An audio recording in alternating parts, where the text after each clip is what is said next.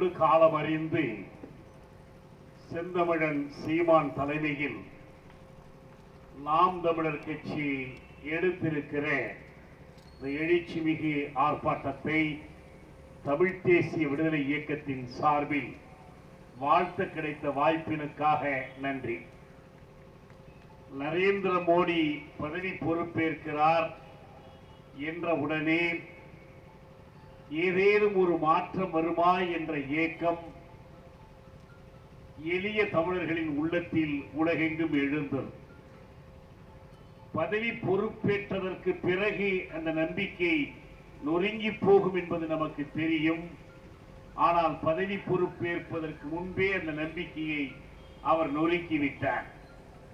பாரதிய ஜனதா கட்சியினர் இப்போது என்ன சொல்கிறார்கள்? தெற்காசிய நாடுகளின் தலைவர்களை எல்லாம் அழைத்திருக்கிறோம். தெற்காசிய கூட்டமைப்பினுடைய தலைவராக அங்கே ராஜபக்சே இருக்கிறார். அவரை அழைக்காமல் எப்படி நடத்த முடியும்? இது ஒரு சடங்கு. இதை ஏன் இவ்வளவு பெரிதுபடுத்த வேண்டும் என்று கேட்கிறார்கள். இதற்கு முன்பு எந்த பிரதமருடைய பதவியேற்பு விழாவுக்கு தெற்காசிய நாடுகளின் தலைவர்கள் அழைக்கப்பட்டார்கள் என்று கேட்டு பாருங்கள். வாஜ்பாய் 2 முறை பொறுப்பேற்றார். எந்த பதவியேற்புக்கும் அயல் நாட்டு தலைவர்கள் அழைக்கப்படவில்லை. மன்மோகன் சிங் பதவியேற்ற போதும் யாரும் அழைக்கப்படவில்லை, 2 முறையும் இல்லை. இப்போது என்ன அவசியம் வந்தது? உண்மை என்னவென்றால், ராஜபக்சேயை தனியாக அழைத்தால் எல்லோருக்கும் குட்டு உடைந்துவிடும் என்பதற்காக தெற்காசியா என்ற போர்வையை போர்த்தி ராஜபக்சேயை கள்ளத்தனமாக அழைக்கிறார். பாரதிய ஜனதா கட்சியையும் அதன் தமிழர் விரோத கொள்கையையும் இனிமேல்தான் நாம் தெரிந்து கொள்ள வேண்டும் என்ற தேவை இல்லை. இதுவரை தெரிந்து கொள்ளாமல் இருப்பவர்கள் வேண்டுமானால் இப்போது அதிர்ச்சி அடையலாம், வியப்படையலாம், வேறு விதமாக யோசிக்கலாம். நமக்கு இது எப்போதும் தெரிந்த உண்மைதான். எந்த கட்டத்திலும் ஈழ தமிழர் இனக்கொலை என்ற உண்மையை பாரதிய ஜனதா கட்சி ஒப்புக்கொண்டதில்லை. காமன்வெல்த் மாநாட்டை இந்தியா புறக்கணிக்க வேண்டும் என்று தமிழ்நாட்டிலே நாம் போராடி கொண்டிருந்த போது தமிழ்நாட்டின் குரலை புறக்கணிக்க முடியாமல் தமிழ்நாட்டு பாஜக தலைமை காமன்வெல்த் மாநாட்டை இந்தியா புறக்கணிக்க வேண்டும் என்று ஒரு 4 குழுவை தில்லிக்கு அனுப்பிய போது தில்லியிலே இருந்து ராஜ்நாத் சிங் பேட்டி கொடுத்தார். காமன்வெல்த் மாநாட்டை இந்தியா புறக்கணிக்க கூடாது.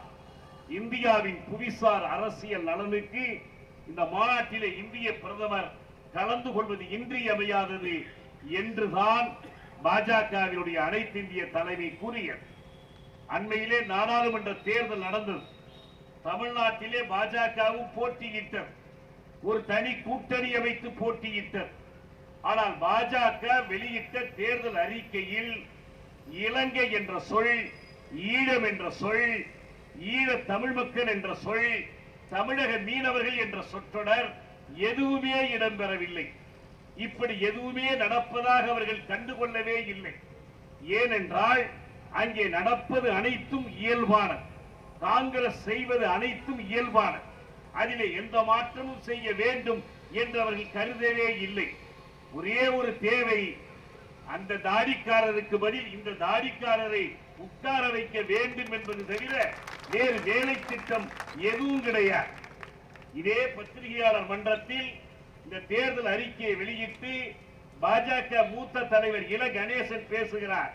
ஒரு பத்திரிகையாளர் கேட்கிறார், நீங்கள் ஈழ தமிழர்களை பற்றி எல்லாம் பேசிக் கொண்டிருக்கிறீர்கள், பேசக்கூடியவர்கள் உங்கள் அணியிலே இருக்கிறார்கள், ஆனால் உங்கள் தேர்தல் அறிக்கையிலே தமிழக மீனவர்கள் படுகொலை பற்றி ஒரு வார்த்தை இல்லை, ஈழ தமிழர் இன அழிப்பு பற்றி ஒரு வார்த்தை இல்லை, ஏன் என்று கேட்டபோது இல கணேசன் சொன்னார், ஆமாம் இருந்திருக்க வேண்டும், இல்லைதான் நாங்கள் டில்லிக்கு சொல்லி ஒரு கூடுதல் தேர்தல் அறிக்கையை இந்த சிக்கல்களை பற்றி வெளியிடுகிறோம் என்று அவர் சொன்னார். கடைசி வரை அப்படி ஒரு அறிக்கை வரவில்லை. ஏன் வரவில்லை என்று கணேசன் வகையராக்கள் கேட்கவும் இல்லை. இதுதான் யதார்த்தம். நீங்கள் கண்ணீர் வடிக்கிறோம், தேம்பி எழுகிறோம், நாங்களும் துக்கம் கொண்டாடுகிறோம், என்று சொல்லி யாரையும் ஏமாற்ற முடியாது. அங்கே நேர்ந்திருப்பது நேர்ச்சி அல்ல, இயற்கை சாவல்ல. கண்ணீரால் கழுவ முடியாத செந்நீரை அந்த மக்கள் சிந்தி இருக்கிறார்கள். அவர்கள் நீதிக்காக போராடி கொண்டிருக்கிறார்கள். ஒரு பன்னாட்டு புலனாய்வு வேண்டும், பொதுசன வாக்கெடுப்பு வேண்டும் என்றவர்கள் உலகந்தழுவிய முறையிலே போராடி கொண்டிருக்கிறார்கள். வேண்டுமானால் இப்போது கூட கேட்கிறோம், நரேந்திர மோடி அவர்களை கேட்கிறோம், மிக அண்மை காலத்தில் ஈழத்தில் ஈழ மக்களுக்காக உலகெங்கும் போராடுகிற 16 தமிழ் அமைப்புகளை ராஜபக்சே தடை செய்திருக்கிறார். ஏன்? புலம்பெயர் தமிழர்களுக்கும் தாயக தமிழர்களுக்கும் இருக்கிற உறவை துண்டிக்க வேண்டும் என்பதற்காக தடை செய்திருக்கிறார். லண்டனிலே இருக்கிற ஒரு ஈழ தமிழனோடு யாழ்ப்பாணத்திலே இருக்கிற ஈழ தமிழன் எந்த காரணத்தை முன்னிட்டும் தொடர்பு கொண்டாலும் அது பயங்கரவாத குற்றம், பயங்கரவாத தடை சட்டப்படி தண்டிக்கத்தக்க குற்றம். 400 லட்சம் தலைவர்கள், தனி மனிதர்கள், அவர்களோடு உறவு வைத்துக் கொள்ளக்கூடாது. உறவு வைத்துக் கொண்டால் அது சட்டப்படி குற்றம். இது ராஜபக்சேனுடைய அறிவிப்பு. இந்த அறிவிப்பை இந்த அமைப்புகள் இயங்கிக் கொண்டிருக்கிற நாடுகளின் அரசுகள், பிரித்தானிய அரசு ஏற்கவில்லை, அமெரிக்க அரசு ஏற்கவில்லை, கனடிய அரசு ஏற்கவில்லை. உலகில் ஒரு நாடு கூட ராஜபக்சேனுடைய இந்த தடையை ஏற்கவில்லை. இந்த தடையை ஏற்றுக்கொண்டிருப்பதாக அறிவித்திருக்கிற ஒரே ஒரு அரசு, பதவிக்காலமெல்லாம் முடிந்து தற்காலிகமாக பொறுப்பிலே தேர்தல் நடத்துகிற பொறுப்பிலே இருக்கிற ஒரு அரசு, மன்மோகன் சிங் அரசு, இந்த தடையை வரவேற்கிறோம் என்று அறிவிக்கிறது. இதனுடைய உள்நோக்கம் என்ன?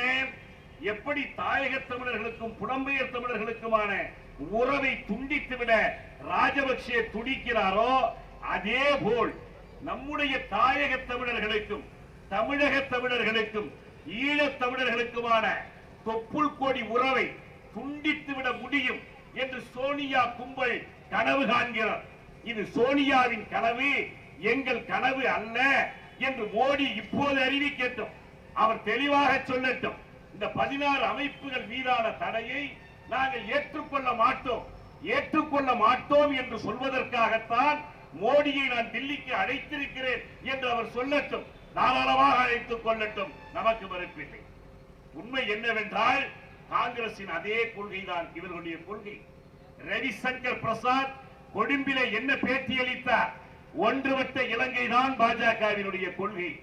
ஒன்றுபட்ட இலங்கை என்றால் என்ன அர்த்தம்? சிங்கள பேரினவாதத்திற்கு தமிழர்களை அடிமையாக வைத்திருக்கிற ஒற்றையாட்சி இலங்கை தான் அவர்களுடைய குறிக்கோள். யுனைடெட் ஸ்ரீலங்கா அல்ல. சிபிஎம் சொன்னாலும், பாஜக சொன்னாலும், காங்கிரஸ் சொன்னாலும் ஒன்றுபட்ட இலங்கை என்று அவர்கள் சொல்வது ஒற்றையாட்சிக்குட்பட்ட இலங்கை, யூனிட்டரி ஸ்ரீலங்காவை தான். அந்த ஒற்றையாட்சிக்குட்பட்ட இலங்கையை பாதுகாப்பதை கொள்கையாக கொண்ட ஒரு கட்சி RSS. அந்த கும்பலை சேர்ந்த ஒருவர் தான் மோடி. இலங்கை அமைச்சர் சொல்கிறார், எங்கள் ராஜபக்சேக்கும் மோடிக்கும் பல ஒற்றுமைகள் உண்டு. என்ன ஒற்றுமை? விலக்கி சொல்ல முடியாது. இதுதான் உண்மை. இருவரும் இன கொலையாளிகள், இருவரும் மக்கள் விரோதிகள், இருவரும் வல்லாதிக்க கைக்கூலிகள். எம்மை பொறுத்தவரை நாம் மிக தெளிவாக இருக்கிறோம். நீ எவ்வளவு பெரும்பான்மை பெற்றிருந்தாலும் சரி, எவ்வளவு வாக்குகளை அள்ளி கொண்டு போயிருந்தாலும் சரி, எவ்வளவு வீரவசனங்களை பேசிக் கொண்டிருந்தாலும் சரி, இந்த தமிழினம் உன்னை நிராகரித்திருக்கிறது, தூக்கி குப்பை தொட்டியிலே போட்டிருக்கிறோம். எதிர்காலத்தில் நாம் எவருக்கும் அஞ்ச மாட்டோம். உங்களுக்கு புரிந்த மொழி என்ன மொழி என்று எங்களுக்கு தெரியும். நீ வணக்கம் என்பதால் நாங்கள் ஏமாந்து விட மாட்டோம், குரல் சொல்வதால் நாங்கள் ஏமாந்து விட மாட்டோம். உன்னிடம் இந்தியிலே அல்ல, சமஸ்கிருதத்திலே அல்ல, உன் தாய்மொழி குஜராத்திலே அல்ல, போராட்ட மொழியிலே பேசுவோம் என்பதன் முன் அறிவிப்பு தான் இந்த ஆர்ப்பாட்டம். நன்றி, வணக்கம்.